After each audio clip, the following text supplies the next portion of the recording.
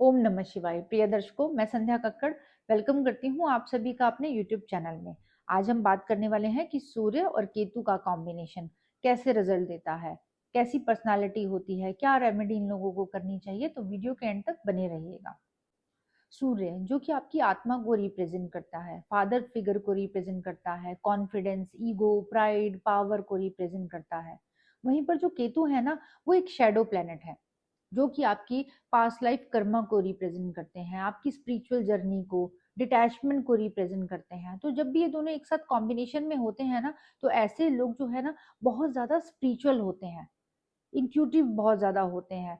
यानी कि इनकी जो इंट्यूशन पावर है ना वो बहुत ज्यादा स्ट्रांग होती है। लेकिन स्वभाव से ये लोग काफी ज्यादा काइंड, बहुत ज्यादा हम्बल होते हैं। लोगों को हील करने की पावर इन लोगों में बहुत ज्यादा हाई होती है, चाहे वो तन से करें, मन से करें या फिर धन से करें। यानी कि हील करने की पावर इन लोगों की बहुत ज्यादा स्ट्रांग होती है। सूर्य और केतु का कॉम्बिनेशन जिनके भी चार्ट में होता है ना, ऐसे लोग जो है ना अपनी इमेज को लेकर बड़े कॉन्शियस होते हैं। लोग इनके बारे में क्या सोचते हैं, क्या बोलते हैं, ये इन लोगों के लिए बड़ा इंपॉर्टेंट होता है। लेकिन फिर भी कुछ भी क्यों ना हो, इन लोगों के लिए नेम फेम से ज्यादा ना इनका मेंटल पीस इंपॉर्टेंट होता है। यानी कि ये नेम फेम के पीछे नहीं भागते, बल्कि पीस के पीछे भागते हैं। इन लोगों के लिए इनका पीस बहुत ज्यादा इंपॉर्टेंट होता है। इन लोगों की लाइफ में ना इनकी एजुकेशनल डिग्री और टैलेंट, यानी कि इनका जो स्किल है, उसके अंदर हमेशा कंफ्यूजन चलता रहता है कि इन लोगों को किस चीज के ऊपर ज्यादा फोकस करना चाहिए। यानी कि इनको अपनी डिग्री या फिर अपनी एजुकेशन पर फोकस करना चाहिए या अपने टैलेंट पर फोकस करना चाहिए। फॉर एग्जाम्पल, अगर ये अपनी लाइफ में अपने टैलेंट पर, अपने स्किल पर काम करते हैं, उनको चुनते हैं, तो लाइफ में एक ना एक दिन ऐसी स्थिति आती है कि इनको अपनी एजुकेशनल डिग्री की जरूरत पड़ ही जाती है। तो एक चीज का इन लोगों को हमेशा ध्यान रखना चाहिए कि इन लोगों को अपनी एजुकेशन, अपनी पढ़ाई जरूर पूरी करनी चाहिए।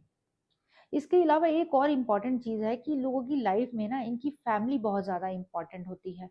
ये अपनी फैमिली को अपने से भी ज्यादा इम्पोर्टेंस देते हैं, उनको ज्यादा वैल्यू करते हैं। और कई बार कई सिचुएशन में इनकी फैमिली इनको उतनी वैल्यू नहीं देती जितनी कि ये लोग देते हैं।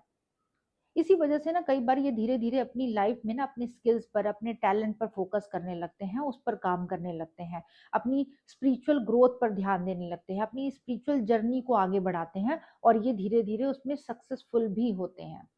ऐसे लोगों के मन के अंदर ना एक सवाल हमेशा चलता रहता है कि मैं कौन हूँ, मेरी लाइफ का पर्पस क्या है। और इन सब चीजों के आंसर जानने के लिए ना इनके मन के अंदर हर वक्त जो है ना क्यूरियोसिटी बनी रहती है। इनका आंसर जानने के लिए बहुत ज्यादा हार्ड वर्क करते हैं, बहुत ज्यादा मेहनत करते हैं। ऐसे लोग जो है ऑकल्ट में, एस्ट्रोलॉजी में, हीलिंग में, स्पिरिचुअलिटी में, स्पिरिचुअल गाइडेंस के कामों में ना बहुत अच्छी ग्रोथ करते हैं। इन्हीं से इन लोगों को खूब नेम फेम भी मिलता है और पैसा भी मिलता है। लेकिन एक चीज और भी बहुत ज्यादा इंपॉर्टेंट है, इन लोगों के पास चाहे जितना मर्जी पैसा आ जाए, जितना मर्जी इन लोगों को नेम फेम क्यों ना मिल जाए, इन लोगों के अंदर ना कुछ खालीपन, कुछ ना कुछ अधूरापन रह ही जाता है।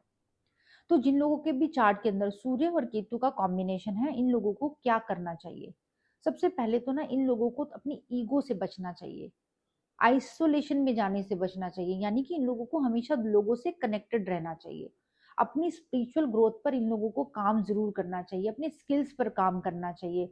जितना ये लोग अपनी ऑरा को पॉजिटिव रखेंगे, उतना ही इनकी जो स्पिरिचुअल जर्नी है वो बहुत ज्यादा पॉजिटिव होती चली जाएगी। इन लोगों को सूर्य नमस्कार करना चाहिए, मेडिटेशन जरूर करनी चाहिए और इन लोगों को भगवान शिव की आराधना जरूर करनी चाहिए। ओम नमः शिवाय।